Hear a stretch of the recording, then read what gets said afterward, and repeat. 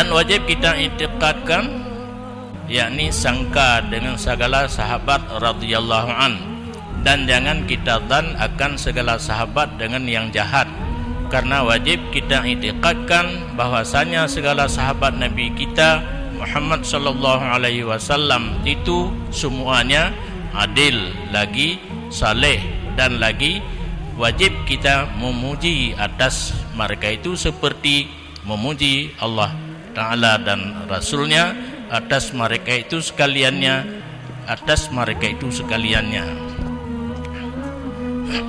Yang terakhir mungkin, yang terakhir daripada inti ke-70, wajib kitanya dalam hati baik bro sangka kepada sahabat. Lagi dituduh le orang yang tuduh Sayyidina Umar otoriter, feodal, otoriter, kemudian terawih 20 semau gue mungkin katanya galak-galak draw.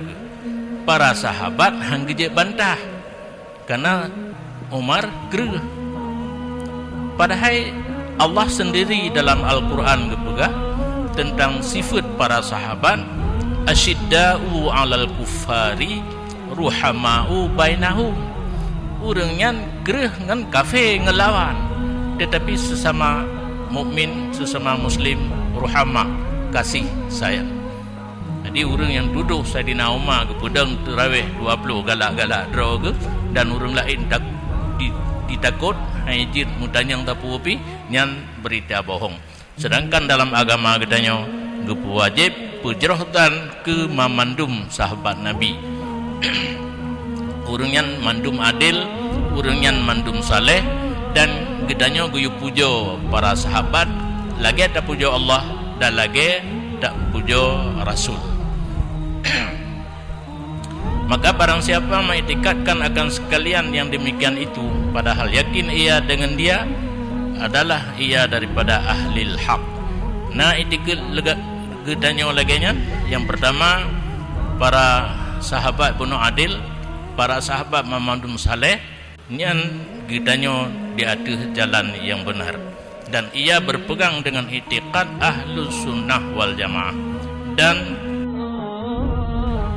bercerai ia daripada kaum yang sesat dan kaum yang bid'ah, yakni lepaslah ia daripada itikad yang sesat lagi bid'ah, dan masuklah ia dalam perhimpunan ahlus sunnah wal jamaah. Rupanya itikad yang lagi yang terhadap para sahabat yang kun itikad ahlus sunnah wal jamaah, yang lain ibaknya sesat, terutama yang kata pegah bunuh iaitu urang Syiah yang hana di atas jalur ahlus sunnah wal jamaah.